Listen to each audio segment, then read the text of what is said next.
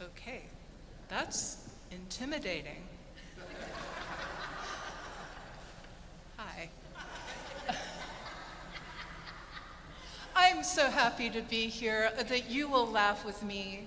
And I was just telling Mark that doing supply, I have to be flexible and I have to have a sense of humor because there's always something, right?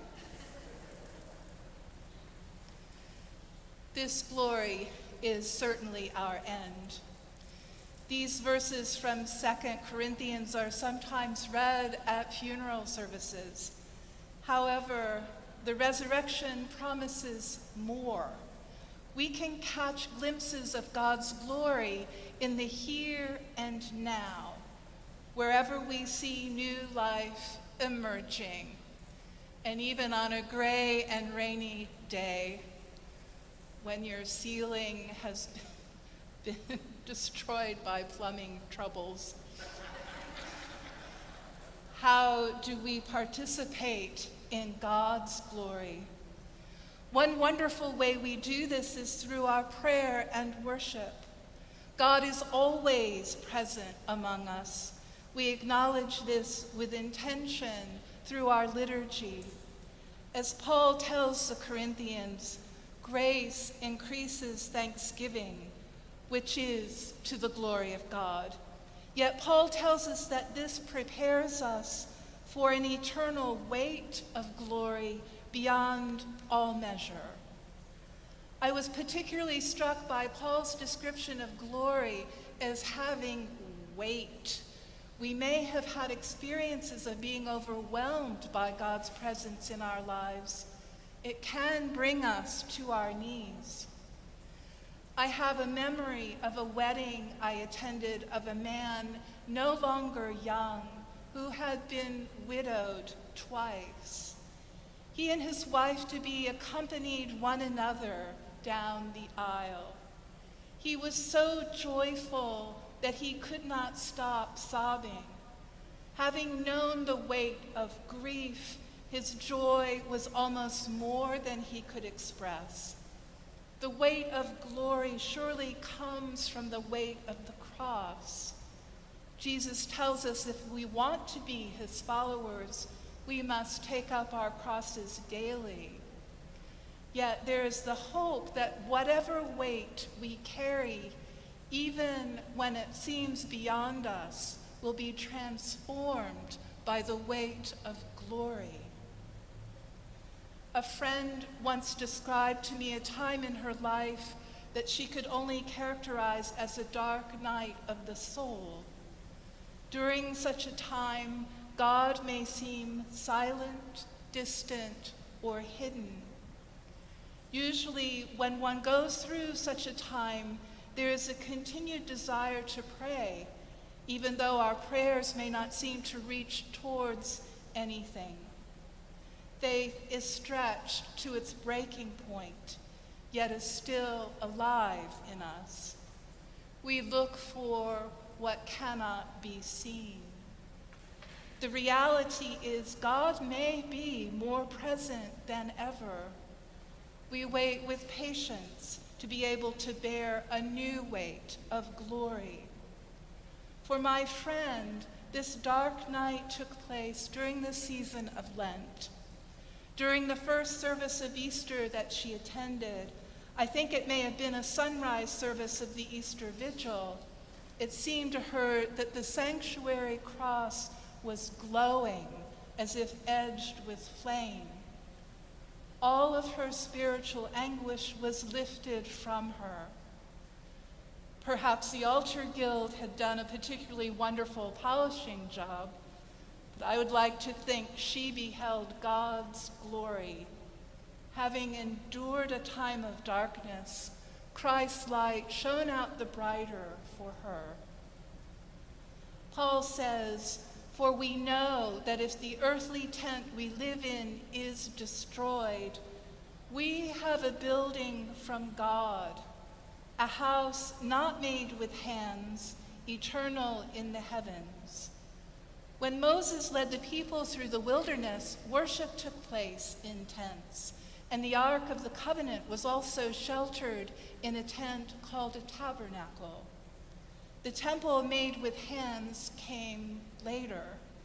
In both structures, God would make his presence known in pillars of cloud, one of many manifestations of God's glory described in the Hebrew Bible. Paul refers to the earthly tent, our bodies in which we dwell. During the Exodus, when the Israelites worshiped in tents, they carried with them a portable sanctuary called a tabernacle. In our worship spaces, it is customary to keep the reserved elements in a cabinet or other container, also called a tabernacle.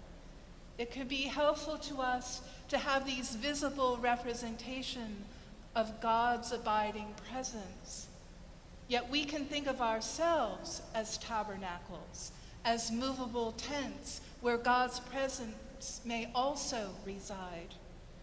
We may not always be aware of this presence within as God's glory, much less think of ourselves as glorious. Yet it is here in our hearts where this daily renewal takes place. We are God's unique dwelling place, like none other, says Brother Curtis Almquist of the Society of St. John the Evangelist. And so, our invitation in life is to create a space within us where God's glory can dwell and from where God's glory can swell. As St. Irenaeus, 2nd century Bishop of Lyons, said, "The glory of God is a human being fully alive." More often, we may receive God's glory incrementally, however sweetly it may come to us. Do not lose heart. These are kind, pastoral words from Paul. About midway through the pandemic, I told my spiritual director that I had gone from having hope that I would have hope to actually having hope. This was not a state of mind I could summon on my own. Sometimes prayer seemed dry or fruitless, yet from Paul we have the promise that our minds will be renewed daily. That in itself is reassuring. As Jesus tells us, we do not live by bread alone, but by every word that proceeds from the mouth of God. According to the Gospel of John, Jesus himself comes to us as the Word. This is a gentle, healing presence that we all need, the daily bread that sustains us in body, mind, and spirit. A few years ago, the wetland near where I live was visited by a great egret. It is a striking white bird with a magnificent wingspan like a heron. I saw it again on 2 different days, once in the morning and again in late afternoon. When I saw it the second time, it was perched in the top of a dead tree in the middle of a pond. This was an extraordinary sight because they are large birds. I managed a photo, although on my phone it is a tiny white dot, and I must zoom in to tell it's a bird. It took off into the air, taking my breath away. It is hard to describe the awe I felt when I saw the egret take flight, how much my spirit was lifted.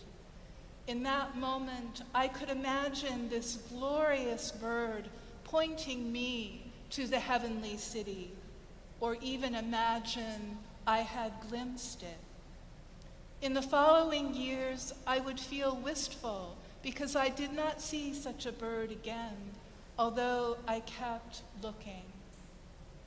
Then, during a visit to Cape Cod, I took a farewell walk in the wildlife sanctuary in South Wellfleet, a favorite haunt of mine. I was almost at the end of the trail before coming upon the nature center again, when something caught my eye on a small pond. It too was an egret. This bird was much smaller than the one I had seen before. Even so, I was delighted to see it. There was something in its smallness, in its delicacy, that breathed out hope to me. Carrie Newman says, glory for Paul is not mere praise or radiance or honor or fame or fortune or patronage or Adam's lost overcoat. Glory has to do with God's very presence in the world, a presence we can see. For Paul, this has been realized in Jesus' resurrection. This is a revelation of divine presence that disrupts all that has gone before, that raises the dead, and that forever changes the lives of those who participate in glory.